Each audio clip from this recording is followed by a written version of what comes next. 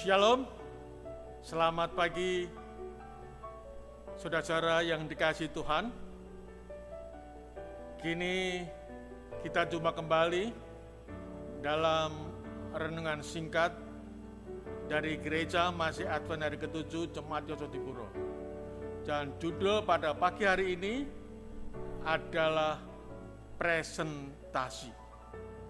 Untuk itu, marilah kita lebih dahulu memohon kuasa Roh Kudus untuk boleh mendapatkan berkat dalam ketika kita mendengarkan sabda Tuhan ini. Bapa yang di surga, kembali kami datang ke hadirat Tuhan dengan segala kelemahan, kekurangan, bahkan dosa-dosa kami. Kami rindu Tuhan untuk mendengarkan pekabaran sabda-Mu pada pagi hari ini. Kiranya tuntun dan berkati kami. Terima kasih Tuhan, dalam nama Yesus kami berdoa dan mengucap syukur. Amin. Saudara-saudara yang terkasih dalam Tuhan, judul pelajaran kita pada pagi ini adalah presentasi. Beberapa tahun yang lalu, saya pernah menjadi seorang sales Avon. Dan sebagai seorang sales Avon, saya dituntut untuk mampu membuat presentasi, mempresentasikan apa yang saya jual kepada konsumen. Tentunya bukan sembarang presentasi, supaya seseorang ini bisa yakin bahwa apa yang saya jual pada waktu itu adalah abon yang enak. Salah satu contohnya yaitu bahwa saya sudah pernah mengecap, saya sudah pernah menikmati, saya sudah pernah merasakan bagaimana rasanya abon dari produksi perusahaan di tempat saya bekerja. Sehingga ketika saya menawarkan abon tersebut, saya bisa mempresentasikan dengan jelas, dengan gamblang, karena saya sudah pernah merasakan, menikmati abon tersebut. Sehingga dengan penuh keyakinan mereka yakin bahwa abon yang saya tawarkan, yang saya presentasikan ini adalah abon yang enak. Karena apa? Karena saya mempresentasikan dengan baik dan juga saya pernah merasakan abon tersebut dan rasa tersebut boleh menjadi satu kesaksian bagi saya untuk menyampaikan presentasi tersebut. Jemaat yang dikasihi Tuhan, di dalam 2 Korintus pasal yang ke-5 ayat yang ke-20, 2 Korintus pasal 5 ayat yang ke-20, di sana Rasul Paulus menuliskan tentang siapa dirinya. Jadi kami ini adalah utusan-utusan Kristus. Seakan-akan Allah menasihati kamu dengan perantaraan kami. Dalam nama Kristus, kami meminta kepadamu, berilah dirimu didamaikan dengan Allah. Jadi kata kami di sini adalah Rasul Paulus bersama dengan timnya, tim penginjilan, tim pekabaran, dan mereka merasa diri mereka adalah utusan-utusan Kristus.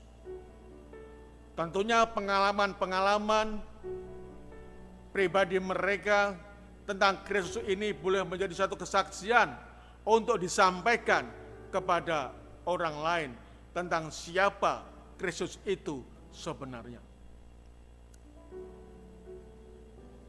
Demikian juga dalam kehidupan kita sebagai umat-umat Tuhan. Seperti hanya tadi saya mempresentasikan abon saya jual. Demikian juga kita sebagai umat-umat Tuhan, bahwa kita sebagai pengikut-pengikut Kristus, murid Kristus, kita bisa mempresentasikan, menawarkan kepada orang lain siapa Yesus itu. Jadi Yesus itu ada suatu produk kita. Kita tawarkan, kita sampaikan kepada orang lain.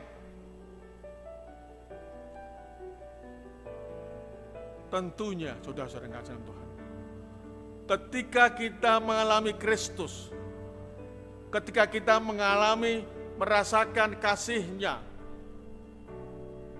ketika kita mengalami mujizat-mujizat yang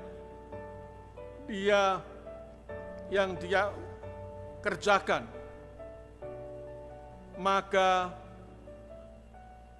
kita ini pun boleh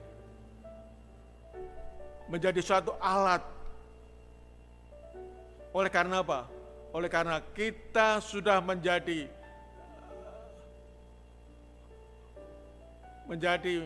murid Kristus, yaitu kita sudah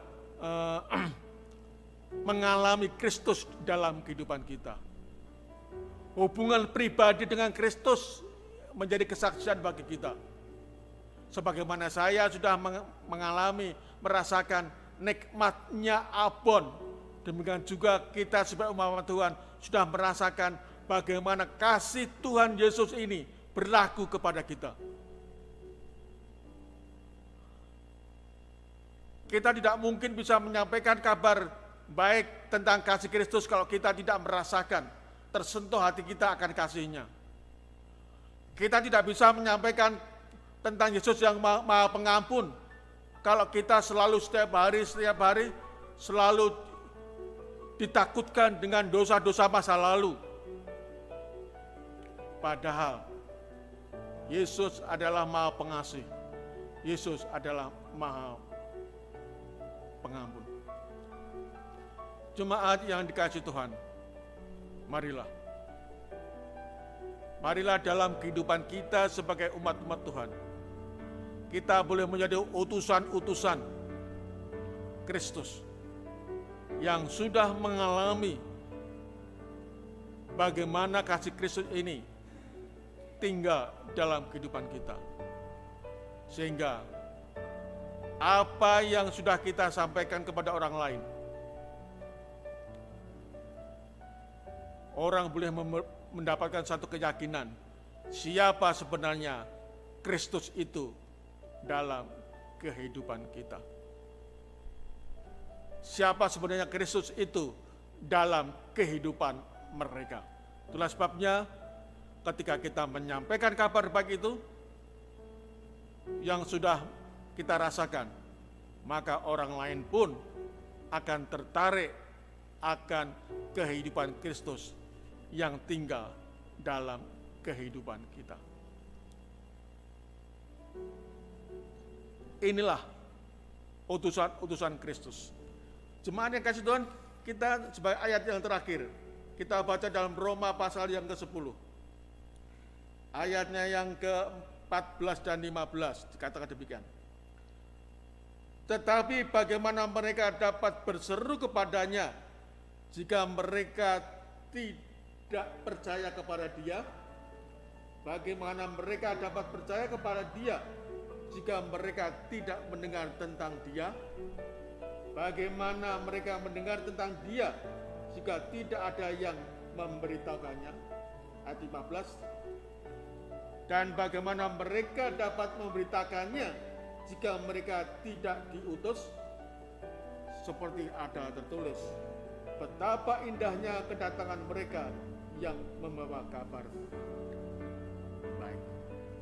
Marilah saudara-saudara kasih dalam Tuhan, sebagai murid-murid Kristus, mari kita menjadi utusan-utusan Tuhan, duta-duta besar kerajaan surga, dan kita bisa menyampaikan kabar baik kepada orang lain melalui apa yang sudah kita alami, kesaksian-kesaksian kita, sehingga nama Tuhan Yesus boleh didengar, boleh dirasakan juga oleh orang-orang lain. Seperti halnya apa yang dikatakan sebagai nyanyian penginjilan I Will Go. Demikian kiranya juga kita sebagai umat-umat Tuhan, melalui kita menjadi utusan-utusan ini, kita bisa mengarahkan tujuan kita, yaitu I will go. Tuhan memberkati. Amin.